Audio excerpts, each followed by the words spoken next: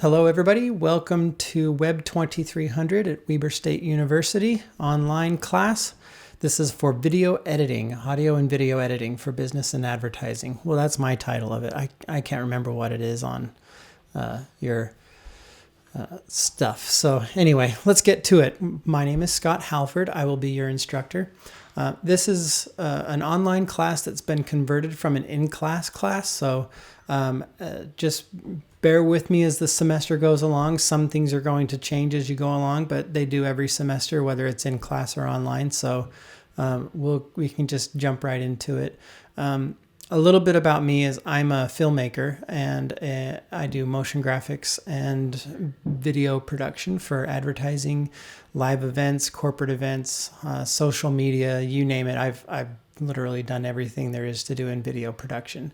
I also do motion graphics, and I teach the motion graphics class here at Weber State as well. So if you enjoy this class, I would say take the motion graphics class as well, because the motion graphics is a skill that will actually help you get a lot more work in video production and advertising and all that stuff, because I will be honest, it's fairly common for people to learn how to do video editing.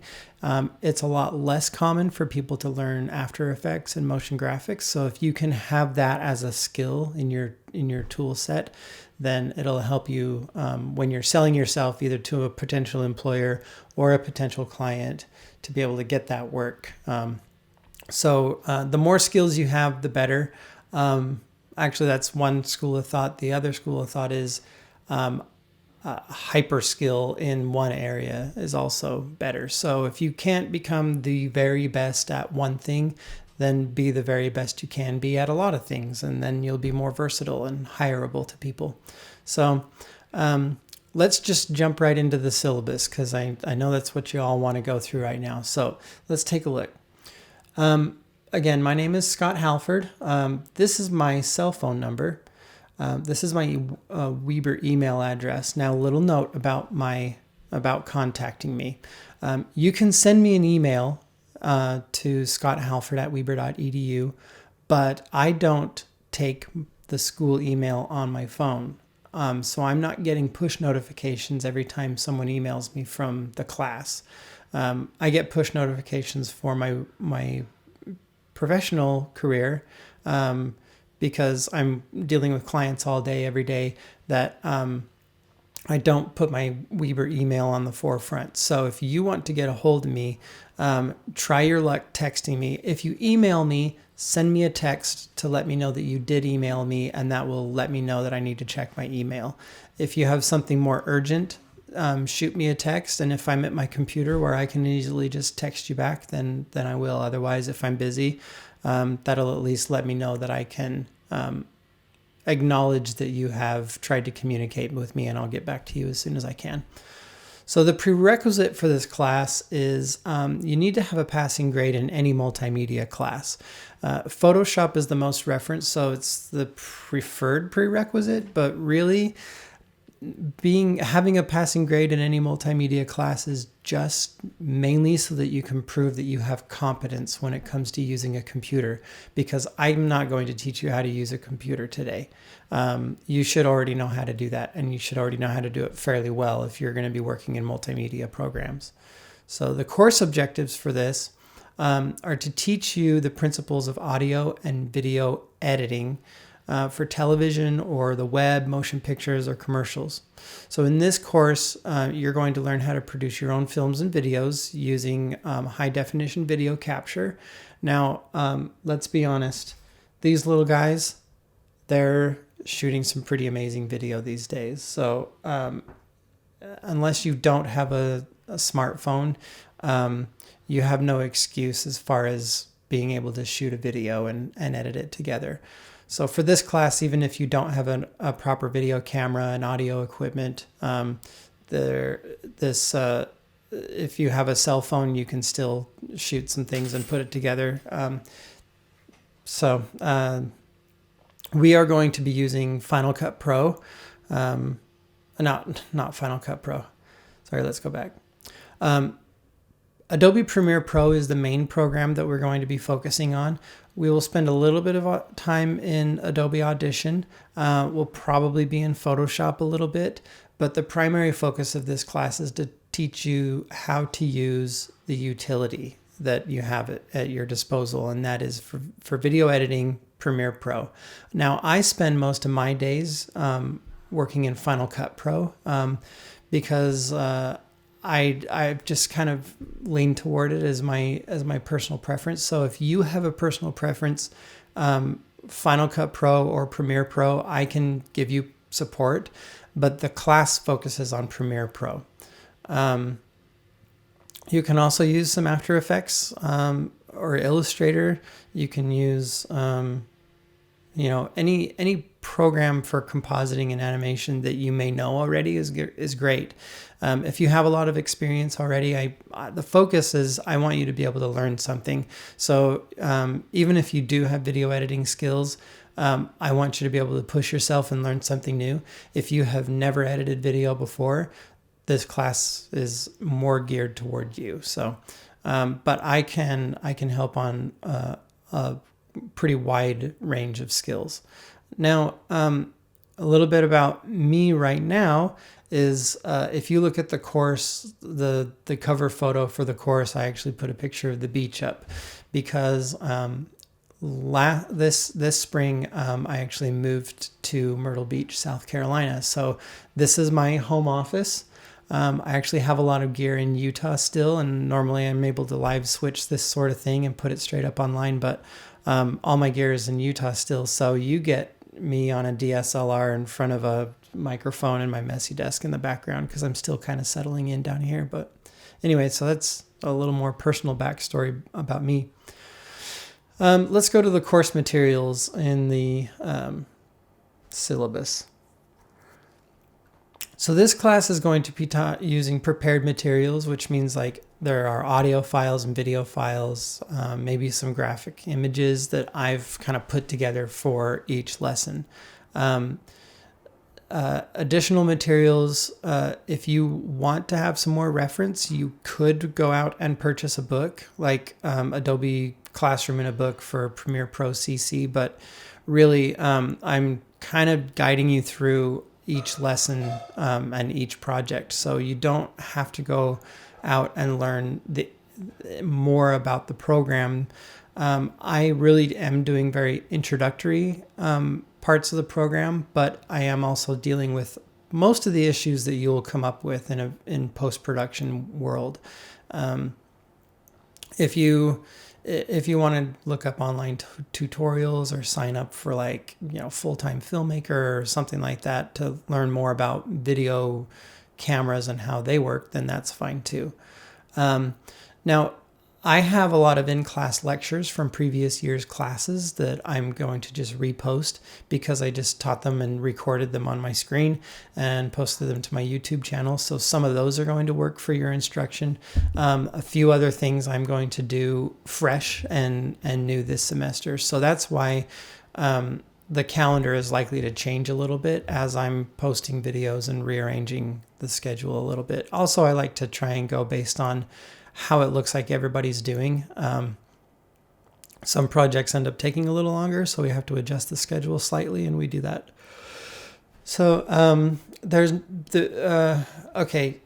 So if you have a link on the calendar that's not correct, go ahead and text me, and I'll look it up and try to fix it. So specific text is not required for this class because you are going to need to have an external hard drive in order to do this class. So if you don't have one already, you have to go buy one. I use these drives that look like, let's see, where am I?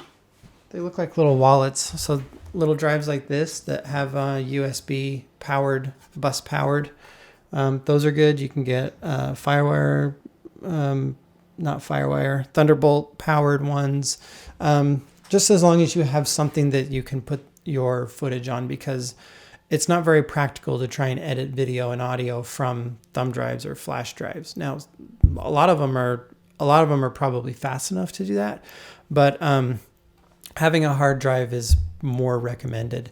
Now, if you put it on your operating system is running all sorts of stuff. So, and operating systems crash and everything else that on a regular basis. So you want to make sure that all your media files that you're using for video production are kept on an external hard drive.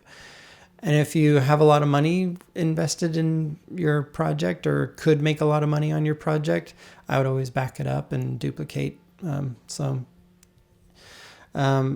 that's just what the hard drive industry says in order to keep money flowing in. Anyway, additional assets, you're going to be needing like video and audio files. There is one project that you will have to do on your own or get together in a group and do together. And that will be the only project that you actually have to shoot your own footage. I do have some class notes that are in the files section of the course. If you go there, try to avoid printing those out. They're more of a reference than anything, just kind of notes that I've taken along the way. They're not necessarily like a text or like a Bible. And sometimes I go in and add to them and adjust them. So they are subject to change as well. I am going to be posting all the assets that you're going to need for this on my Dropbox account. And I'll just send direct links, post direct links to them in the calendar and in the assignment descriptions. You don't have to have a Dropbox account. It'll just download automatically, but you should probably have a good internet connection whenever you do that, because some of the files, the zip files, will be like 4 gigs. And so you need to have a good, strong internet connection so that you can download those. I'm going to check, make sure the camera is still rolling.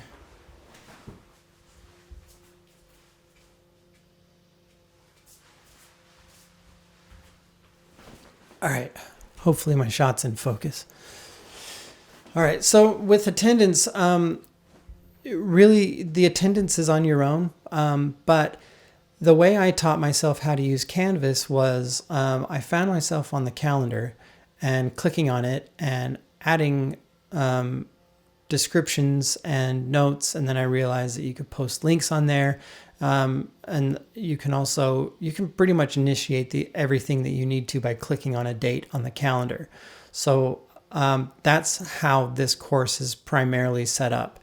If you want to know where you need to be, look at the calendar and click on a future date or today's date for the calendar if there's an entry, and you will see a description of what is going to be happening that day. Now, that's based on the in-class lectures, but that will put you on a pretty accurate pace for completing the course on time. If you're doing those things on time, then that's good. You can definitely work ahead. There is one little risk with working ahead, and that is you might get ahead of me and find a link that isn't working. And if you're getting that far ahead, just let me know and I'll catch up.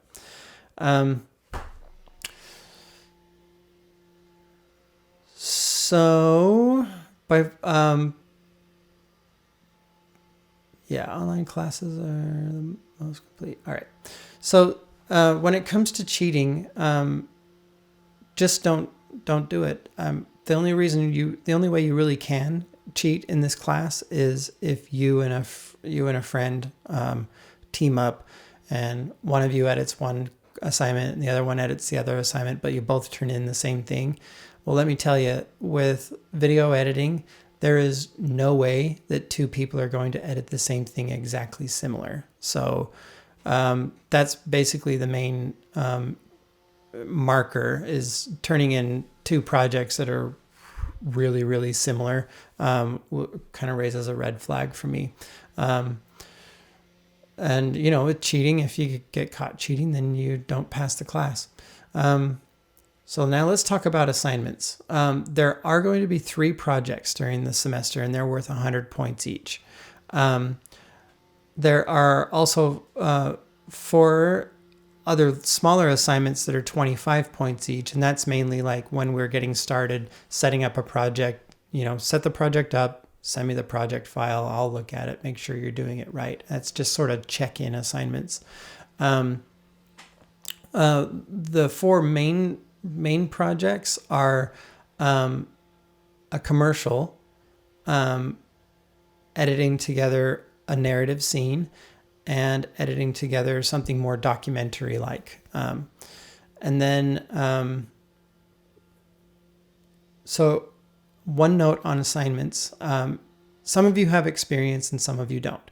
Some of you are here to check off a list on a set of requirements for your degree. Some of you are genuinely interested in a profession in video production or video editing.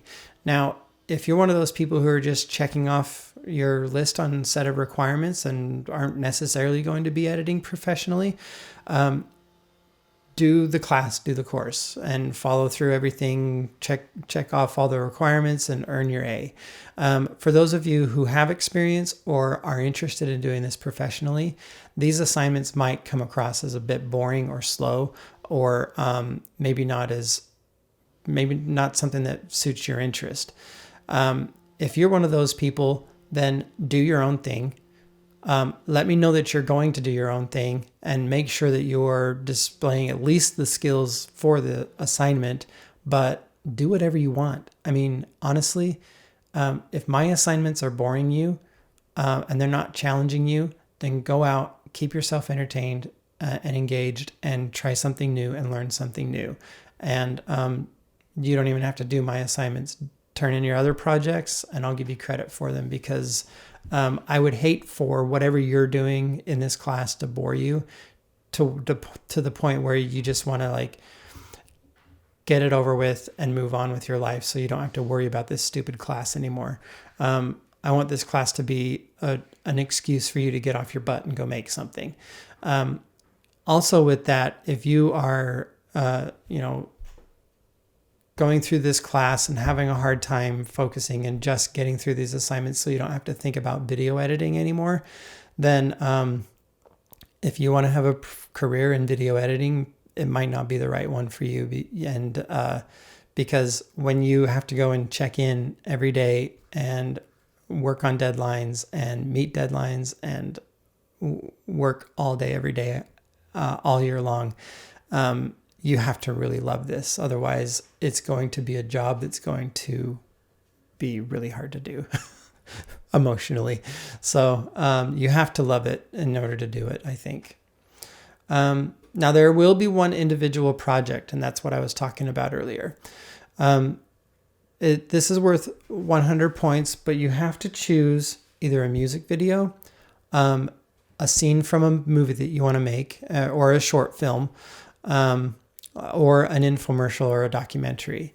Now, this is where I would suggest teaming up with other classmates, because filmmaking is a very collaborative industry, and it's a lot easier to get a film shot when you have friends and you're collaborating with people. If you want to be the leader on something and say, hey, everybody come and help me shoot my movie. I've got a script. Let's go do it. The only thing you have to do is all of you need to collaborate with getting the footage. What you are graded on primarily is the video editing. So you all go out and you shoot the footage together, and then you share that footage with everybody, and everybody turns in their own version of it. It's actually a really fun experiment, because the way different people interpret the footage and the story is really fun. But just know that if you do take leadership on a group project, then there will be some extra, not necessarily extra credit, but some consideration will be made, and that'll reflect in your grade. So there is a final exam with about 75 or so multiple choice true false questions. That is a written final, and that'll be taken anytime in a testing center during finals week. So you can take that anytime. The grading scale is just going to be an amalgam of all 600 points possible for the score. The number of points divided by 600 is your percentage, and the grading scale is pretty standard. It goes as you can see on your screen right here. So as far as homework, the main homework is going through all the lessons and watching the lessons and just keeping up with the class. There's those few little check-in assignments that are good to have, But really, the main thing that you're getting graded on is the final project, the video file that you end up with after you're done doing your video editing. That's what you're graded on. Late work will result in a 10% deduction in your grade.